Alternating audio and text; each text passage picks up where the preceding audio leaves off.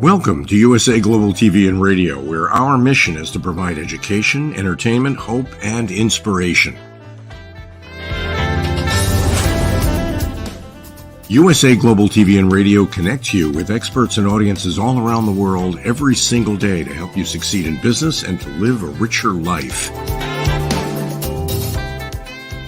Visit us at usaglobaltv.com to learn about career and life-changing training and mentoring programs like the Listening Mentor. Subscribe to our newsletter to stay informed about our special programs and offers. Discover how you can become a guest on one of our shows or a host or producer of a USA Global TV and Radio show of your very own. That's USA Global TV and Radio, where the doctor is always in.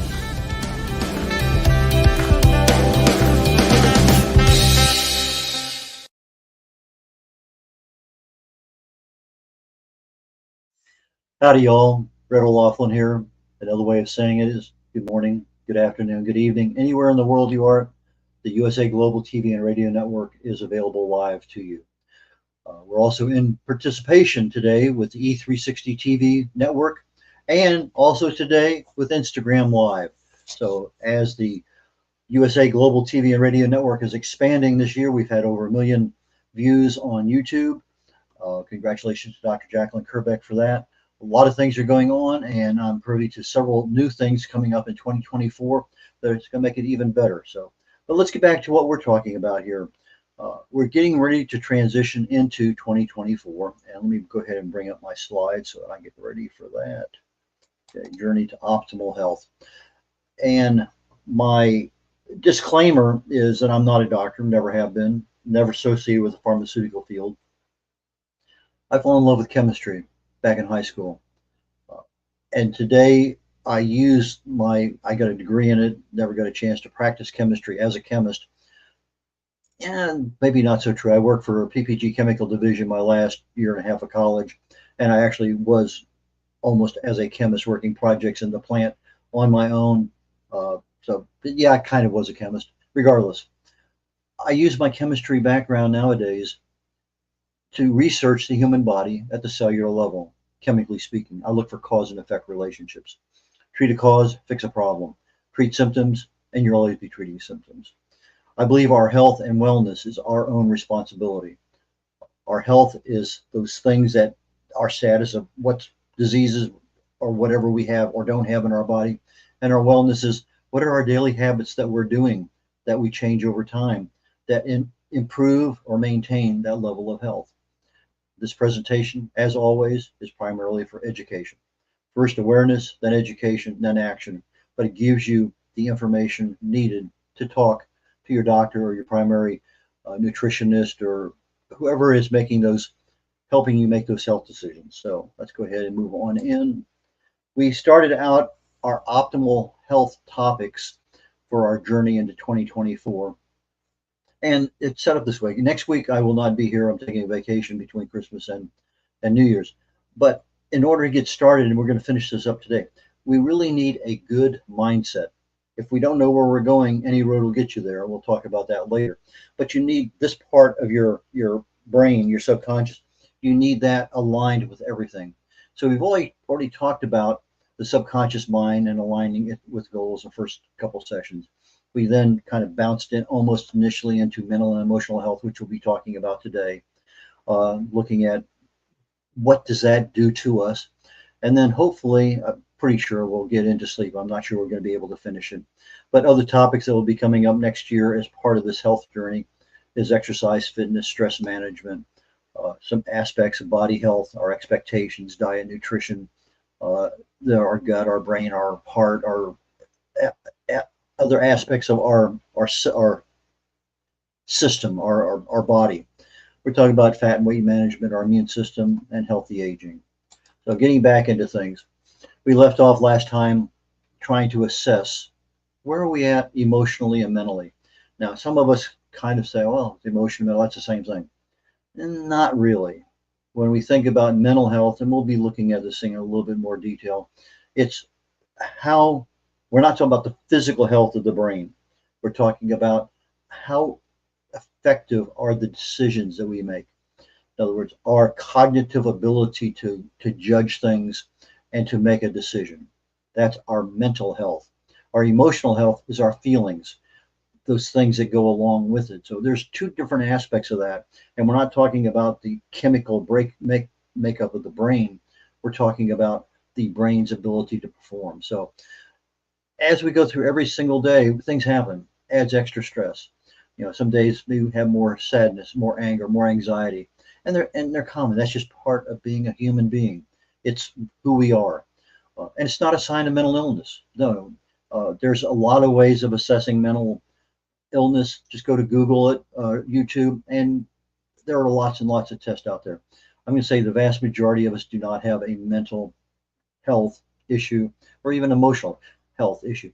We have things that occur to us, happen to us, that maybe we're not prepared for, a death in the family, loss of a job, all sorts of things happen. And it's not necessarily the stress, it's how we accept it.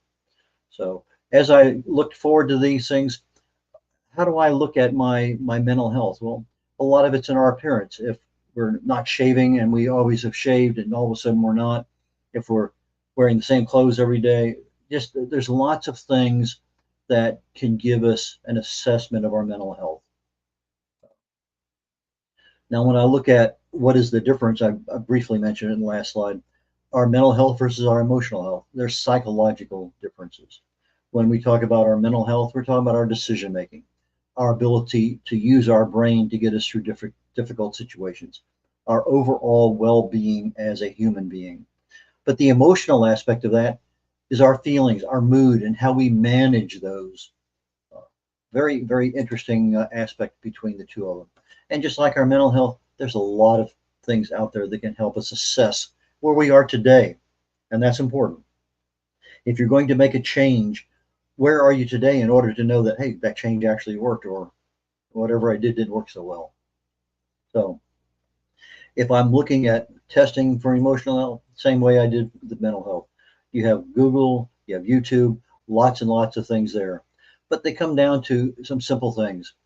If you were able to say, this is December 2023, June, July of 2023, is my mood changed very much? My feelings, was there something in there? Has something happened that we're now suffering a little bit for that we didn't have before? If we know what it is, okay, fine, that's life. But it's also a little tick on the emotional aspect of things, and most people will get through it. It's just a matter of getting a little bit more time under our belt to allow that to go over. So, but the stress levels, if they've changed, how are you coping? Is it working? A lot of stress can be brought on inside the brain by inflammation caused by nutritional deficiencies, particularly your B1 and B3 vitamins. So if you're really absent of a lot of B vitamins because of your diet, a lot of anxiety can easily be, depression can easily be manifested, at least at the beginning levels. It's not like I haven't had any B vitamins for the last month. No, we're talking about years of being deficient and never ever catching up. But your diet is a major portion of that, and we'll be talking about that in a lot more detail in the future. So if I'm looking at my mental health, we're talking feelings. Am I sadder now? Am I confused? Do I have some fear, guilt? Those things are feelings that we should be aware of. Maybe we're confused and we're not aware of it. Okay, I can understand that one. Fear, if I fear something, I probably am aware of it. Now, sadness, we may think we're fooling other people, but some people can look right straight at us and say, what's wrong? So don't get upset when you think you're fooling someone and you're not. And we have a tendency to, when we have these emotional issues, to withdraw primarily from friends and family because we don't want them to know something, or we don't want them to think they can help us, or whatever it may happen to be. But these are all normal human emotions. Where you're going to see it probably the first is in sleep.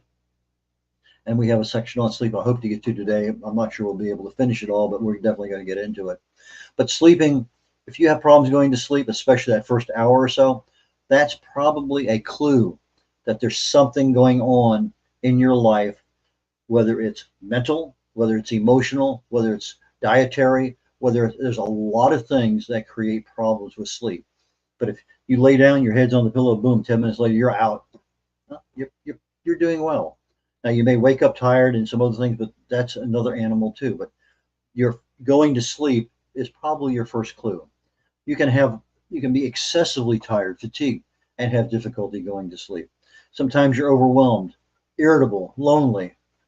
Again, Google and YouTube have a lot of information out there for self-help, self-testing.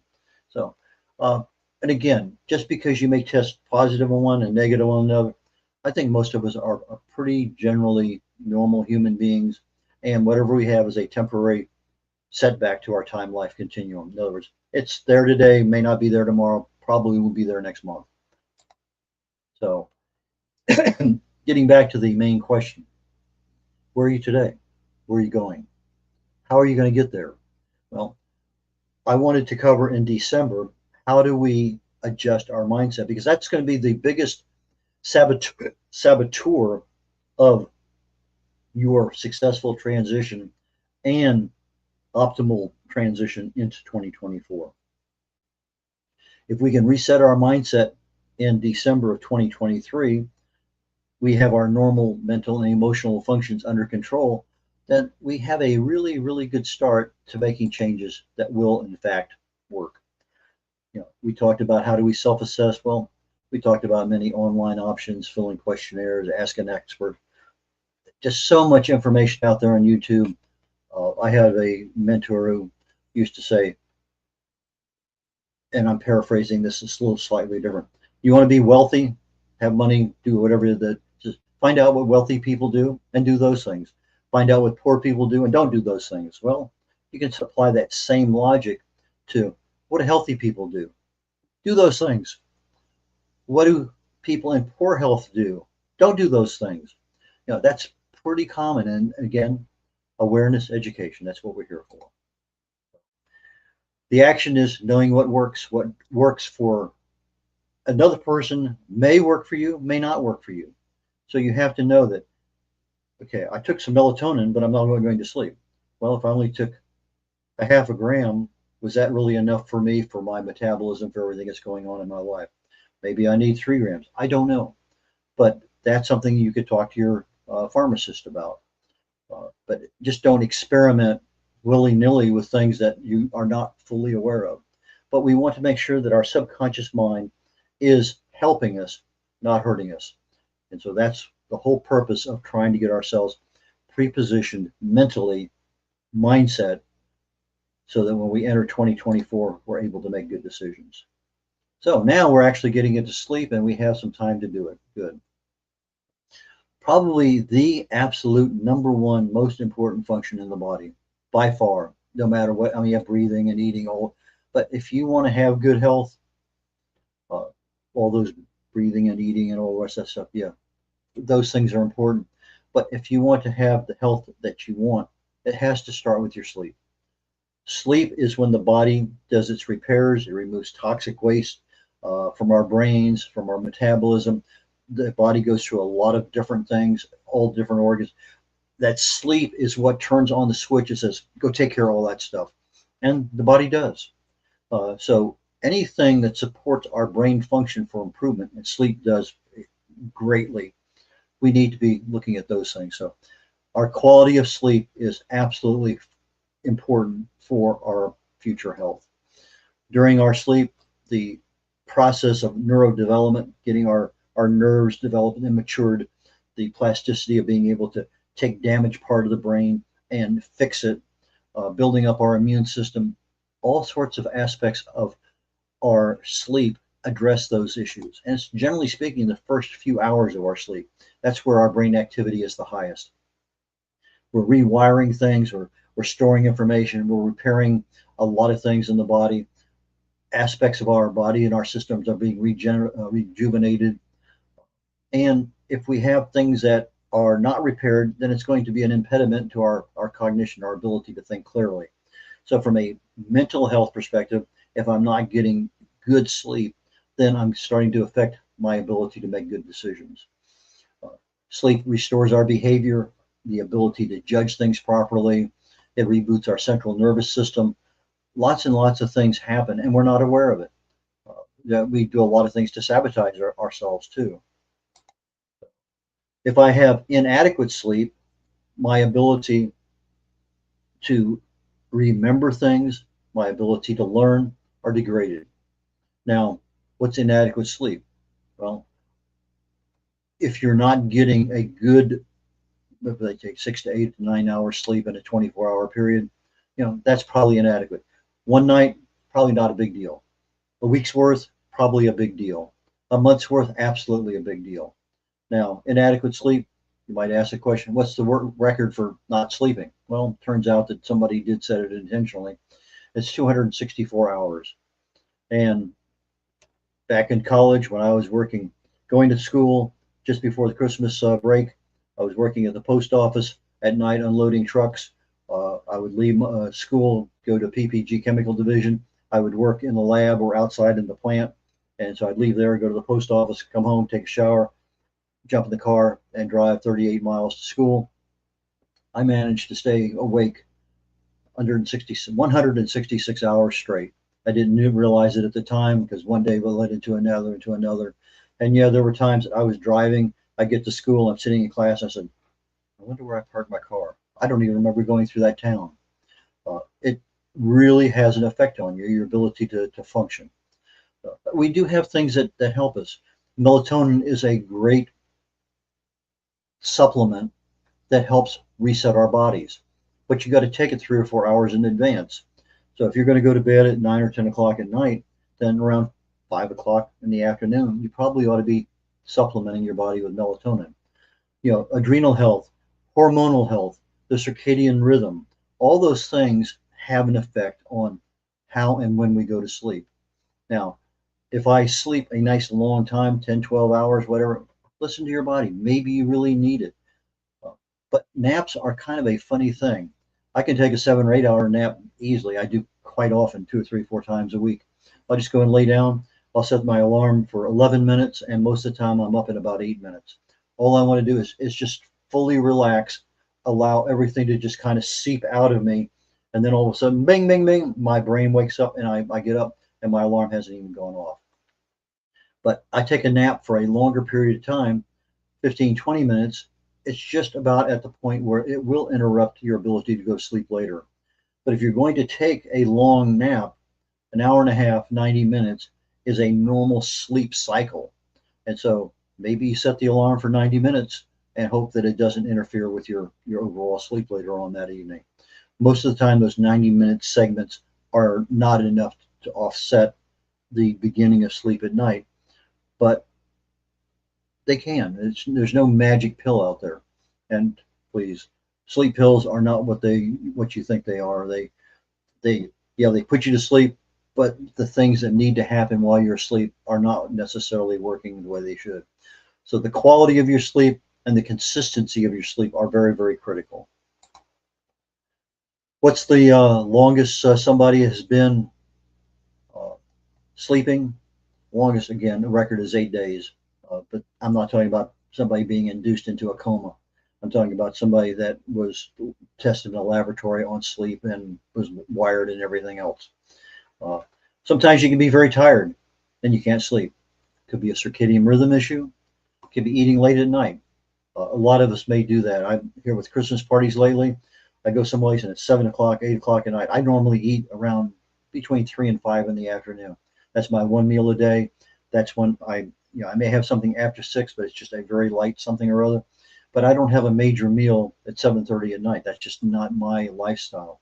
But eating late at night, if your culture says, we're going to have a siesta in the afternoon and we're going to be eating at 10 p.m., that's the culture. That's what that is. I'm not trying to fix everybody. But if you're eating late at night and that's not normal for you and you can't go to sleep, it may be that the digestive system that you have is keeping you awake. Stress, that's usually the first clue. When you're laying there going to sleep and the same thought keeps coming back through your mind, and it may be a relationship, it may be money, it may be a boss, it doesn't matter what it is. That's a clue. There's something stressing you out. And if you have those constant thoughts, then that's where your stress management ought to be focused on those. Now, a lot of times that we wake up, what was I even thinking about? I had a great dream, or I had a terrible, we can't remember. Drinking late at night is another one. Alcohol will shut down your digestive system completely. Boom, it's off. So now your liver has to process that alcohol. So let's say you had a couple, 3, 4 glasses of wine, a couple extra beers after dinner. Yeah, you feel good, you're sleepy, you go and you lay down, boom, you're asleep.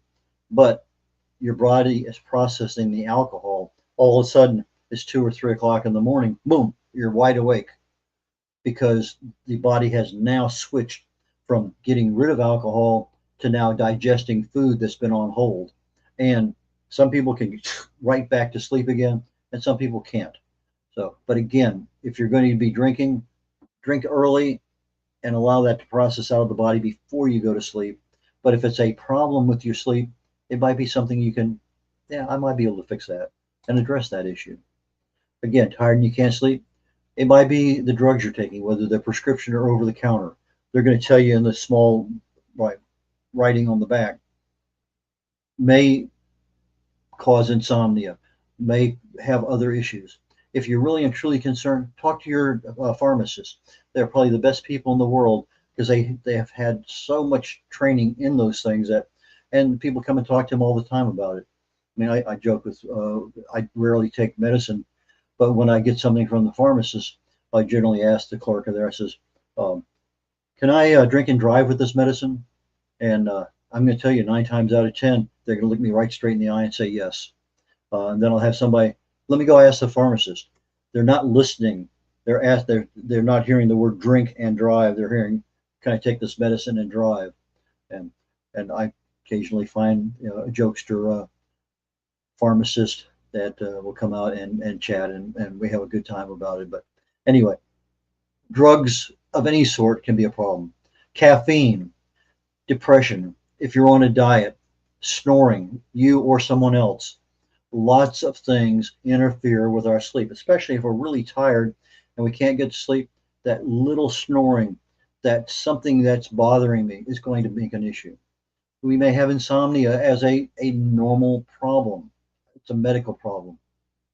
It can be brought on by sleep apnea, major problem, major health issue. If you have sleep apnea, absolutely you must see a doctor because that is life threatening. You may not want to sleep with an appliance on your face, but if you want to be awake tomorrow and the next day and the next day and the next day, probably need to get that checked. A lot of times it may be induced by being overweight. A lot of doctors tell you what's going on. Asthma, there are a lot of things that can medically create a problem with insomnia. Restless leg syndrome, many causes. I find periodically that all of a sudden I'm almost asleep and then my leg shifts. My leg just kind of, and usually I have enough potassium in my body, but I find for me, if I take 1 or 2 potassium pills, boom, restless leg's gone. It's so, if I know that I've been working outside in the yard a lot, sweating a lot, I'll take a couple extra potassium pills before I go to bed because I know that work and sweating equates to, I may have a restless leg problem tonight. It is what it is. But again, awareness and education. We might have some short-term issues with drowsiness, irritability. So if our sleep is not there, other people are going to take the brunt of it. Our motor skills are going to be poor. Our ability to drive, our ability to think, to do things, especially any kind of repetitive stuff, attention problems. A clue, yawning, things that you could easily do, you don't have the motivation to do it. Changes in mood, lots of things there. Sleep deprivation, again, these are brought on by life. It may be you have a new child, requires a lot of nighttime attention. It could be a new job, shift job, military, you're gone for long periods of time. Short term, it's not a major problem. If it exists for more than 2 weeks, yeah, probably have a major problem. Resting and sleeping. Resting is good, but it doesn't give you the benefits of sleep. Sleep is what actually repairs the body. Resting is good, but it's not as good as sleep. Our sleep schedule is important. Consistency, the quality of it, very critical. Our daytime activities, our medication, naps, alcohol, caffeine. All of these things are major aspects of our ability to sleep. Again, avoid large meals, a lot of drinking late at night, and a lot of TVs are phones, a lot of blue light. So with those with long COVID, a lot of issues that COVID has a problem there. So many post-pandemic problems are also exhibited as insomnia. You're sleepy as can be during the daytime, but you can't sleep at night, or you wake up several times at night. Lots of things there. So, and I'm going to conclude with this particular one because I'm looking at my time. Beware of the side effects of drug. Brain changes from COVID. There are issues up there from a neurovascular coupling disruption that something happened during that COVID that created a problem. You have dysfunction in your autonomic nervous system, inflammatory responses, lots of things that are created a problem because of not being able to get your sleep. And with that, I'm going to say, if you have a problem, please seek professional help. Check out non-prescription options first and learn to control your sleep in 2024. And with that, I am going to conclude with just saying, have a great 2023, the remainder of it, and I will catch you all on the flip side in 2024. Bye, y'all.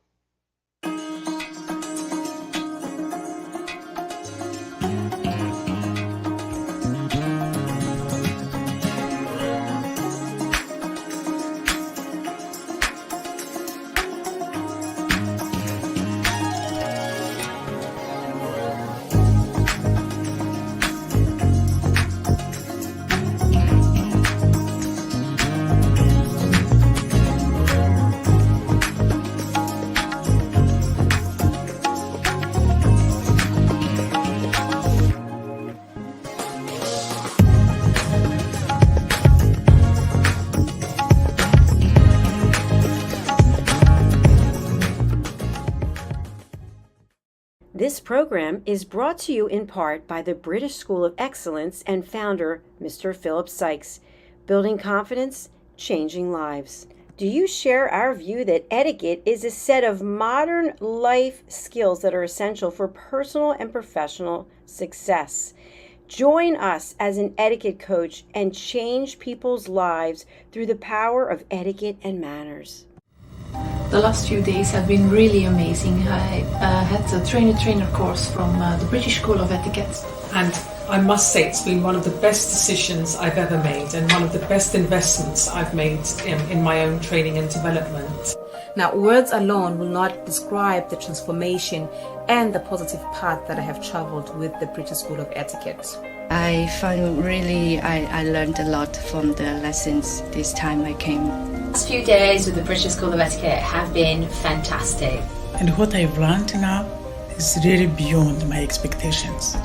This is the most rewarding experience and the best investment I have made this year.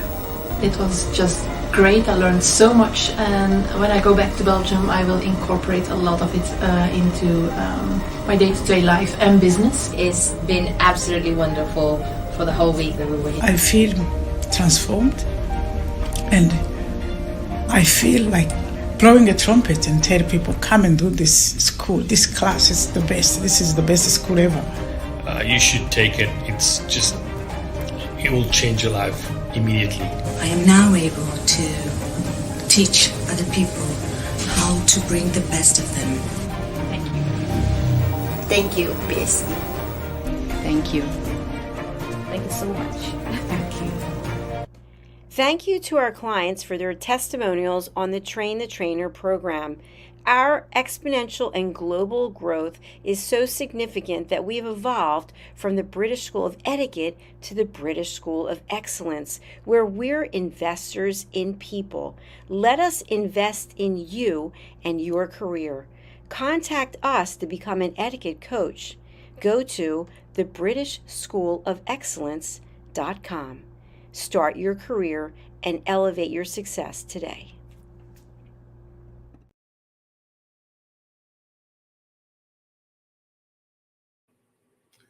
Hello everyone, hello and welcome. My name is Roland Friedel, and maybe as you can recognize from my accent, I'm Austrian, so it's a small country in the middle of Europe, in the heart of Europe.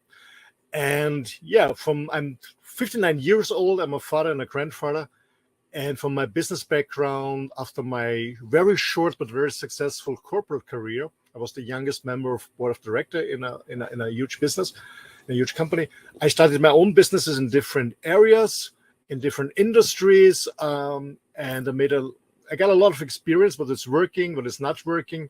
And about 2.5 decades ago, I started a training, coaching, consulting company, Spartan Performance Systems, where I did and still do train and consult international huge businesses worldwide like Xerox and other big players in the world. So we do a lot of sales trainings and management trainings with my team in different languages.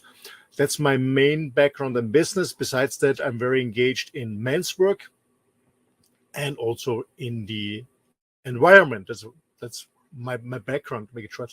So to be honest, I'm very curious about what's going on in the world. I love to learn. I love to travel. So my huge passion is traveling. Right now, as you can see the background, I'm sitting in my motorhome. So after 14 years living on a beautiful island, I decided to move into my motorhome and travel to Europe and live and work from my motorhome.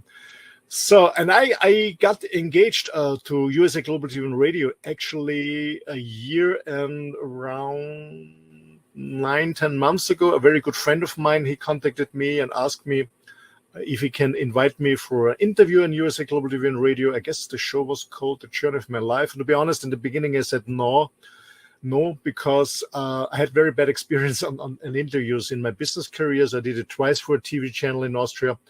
And then they cut it and edited it, and at the end, my comment was totally different than to the reality I said. So I said in the beginning, no, but I trusted this guy, so I said, okay, let's do it. He told me I don't have to fly to the US, I can do it from my home. That was, at the time, this was his island in Mallorca. So, and it was an amazing, and a beautiful conversation. And then Dr. Jacqueline contacted me and asked me if I'm interested in becoming a co-moderator of a show. And so we started the Mallorca Connection, which is a weekly show on Monday, the Mallorca Connection.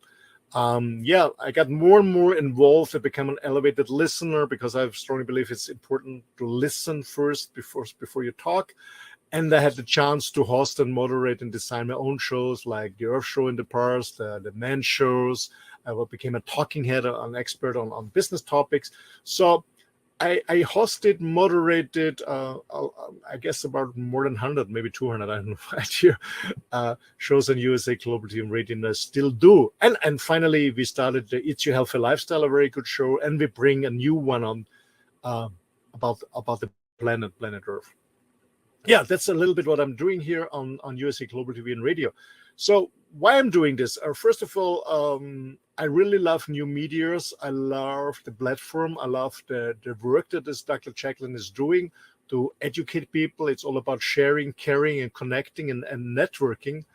And the benefit I got out of this in my personal experience, I learned a lot about myself, to be honest. I learned a lot about my strengths in moderating, in hosting, in talking live in front of a video camera. I learned a lot of myself, where my strengths, where my weak points that I have to improve. I met a lot of new interesting people. Some of them became friends of mine. Actually, after all, it's a hell of work, to be sure. Yes, it is, to be prepared to invite people for the shows, to find new topics, to do research on the facts. But I learned a lot about myself. I learned a lot about the industry, the media industry. I learned a lot about broadcasting, videos, interviewing.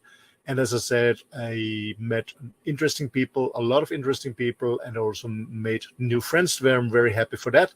So yeah, USA Global TV and Radio, it's the platform to connect. It's about sharing and caring. And for me, USA Global TV and Radio is a huge family, and I'm very thankful and grateful for this experience. And I guess the best is yet to come. Thanks a lot from Roland from Austria. Thank you. Bye.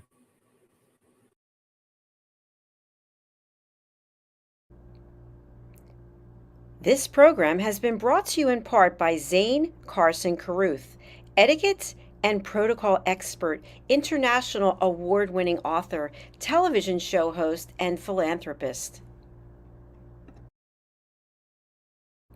Thank you to Zane, our official diamond sponsor for USA Global TV and Radio in partnership with E360 TV. Zane is the author of The World's First Tooth Fairy Ever, as well as many other children's books. She's also the television host of Elegance, Polished Demeanor, and Posh Living, seen on USA Global TV and Radio.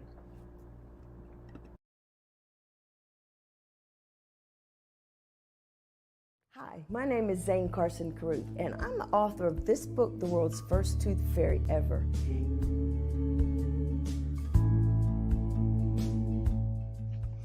Reading is magic.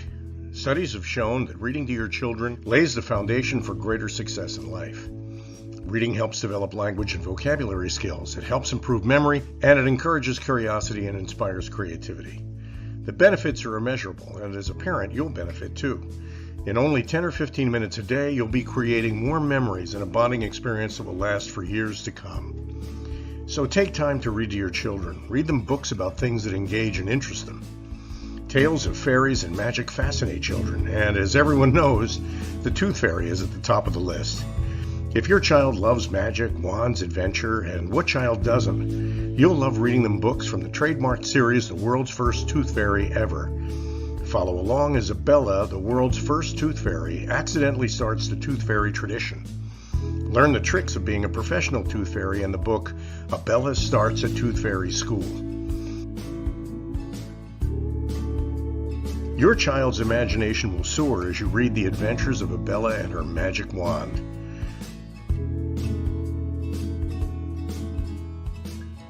These wonderful books are available at worldsfirsttoothfairy.com and at Amazon, Barnes & Noble, and Walmart.